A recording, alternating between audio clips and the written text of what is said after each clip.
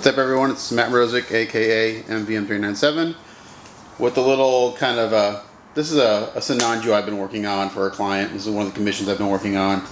Working on this one at the same time as I'm working on the 1/72 Jag-Dogga conversion. So this is going to be kind of, I've been working on this for a while. I haven't done any work in progress videos on it because there's really nothing new that I'm doing with this kit. But I did want to give you a quick little thing that I run into every once in a while is when I'm painting and I run out of paint.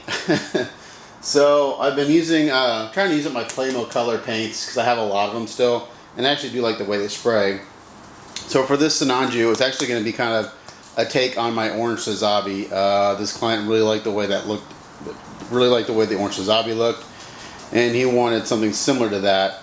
So I'm doing another variation on that. So basically he gave me a photo of a sunset during winter. So it's actually a really good reference material for me to go by because it has all the colors in there that he wants. So it's got oranges, it's got purples, it's got whites, a little bit of gray. So we're going to kind of incorporate all these into this kit.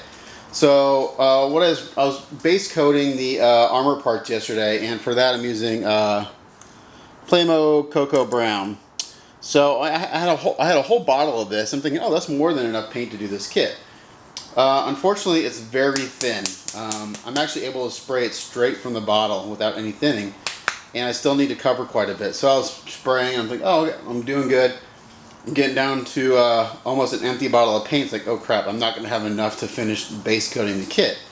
And I didn't want to have to change colors because I would add up paint layers. So what I ended up doing is I was able to mix a color that's almost exactly like this Cocoa Brown.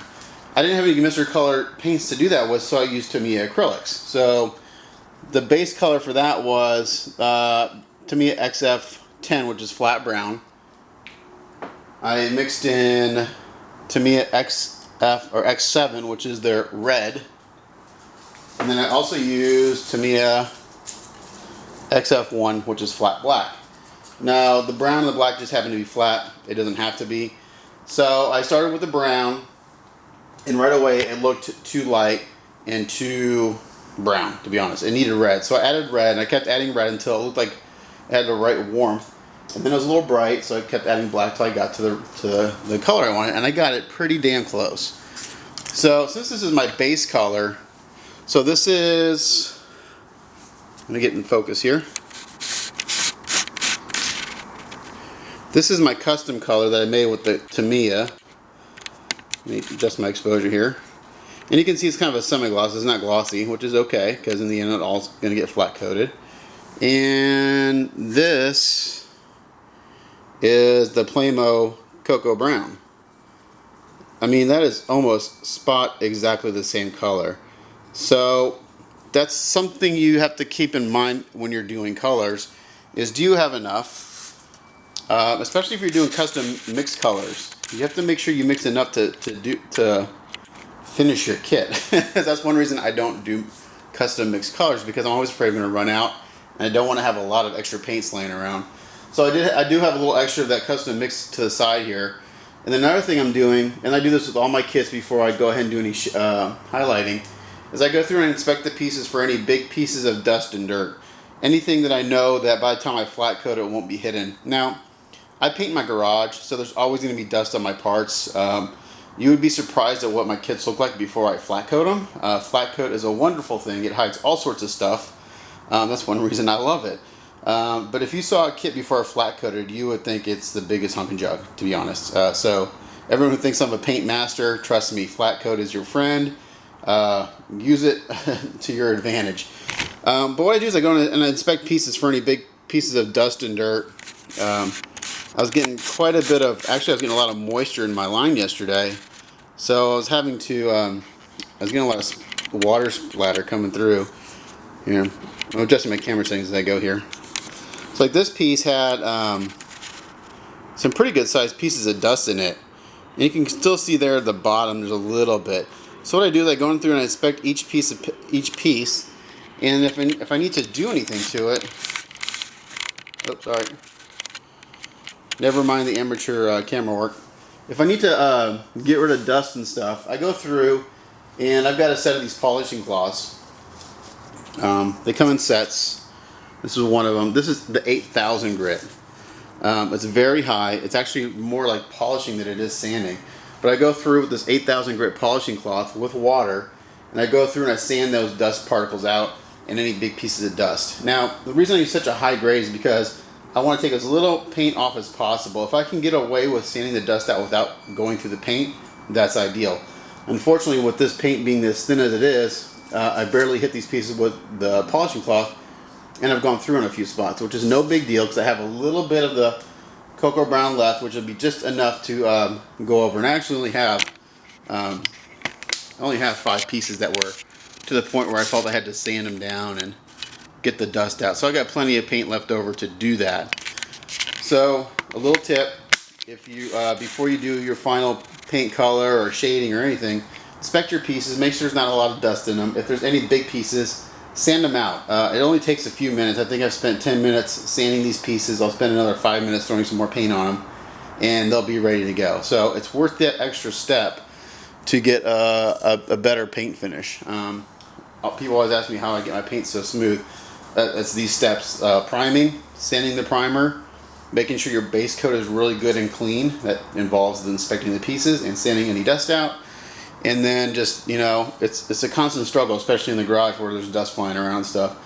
I have a second compressor that I use, that a big compressor that I use for tools and stuff, and I just have have an air hose with a blower on it, and I blow the pieces off before I paint them. But even with all that, I still get dust. So I have all these parts over here.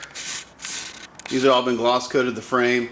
Now what I did here is I'm trying something new. I bought some Krylon gloss black, and I decanted it, and I just stored it in these mason jars.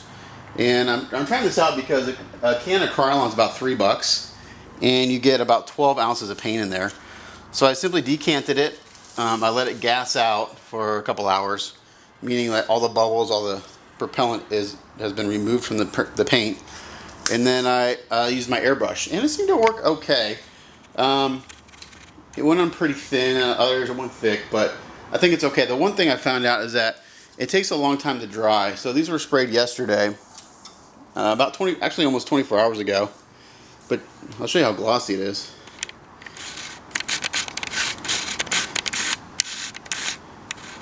So this is the Krylon decanted, sprayed through an airbrush, and it is pretty nice stuff. Look how glossy that is. Now this was sprayed 24 hours ago, and it's probably okay to spray the metallic on now. Last night I went to touch it about 5 hours, 6 hours later, and it was still pretty tacky, but this feels like I could go ahead and spray the metallics on it now. So I think we're going to go ahead and spray the metallic for this. And the color I'm using for that is going to be something new for me. I'm going to try the Mr. Color GX line of metallics. I love their GX line of paints. High pigment, they cover real well. So this is going to be the color of the frame. So kind of like with the Sinanju, it was purple, but instead it's going to be metallic. And this is real pretty. This will look really nice against the orange. This will also be the color of the trim on the crest and the arms and everything. And for that, which I already have, like let me get the crest for you. So this has been base coated with, this is actually, I used Mr. Color GX Black on this because I'm going to do the reverse wash. And I wasn't sure how Krylon would hold up to that. So base coat with gloss black. This will get sprayed the metallic purple. And I'll show you the steps on this because I've never done it. And instead of doing a black background, I'm going to do white. So it's going to be a nice change from the typical black backdrop with metallic trim. It's going to be a white background with metallic trim. And that'll look really, it'll pop off really nice from the orange. So using this picture in my head that my client's given me, that's kind of what I think will look really good. So again, this really is a work in progress, kind of little how I go through the steps of painting and stuff, but just a quick video. And thanks for watching. As always, it's Matt Morozic, aka MVM3897, signing off.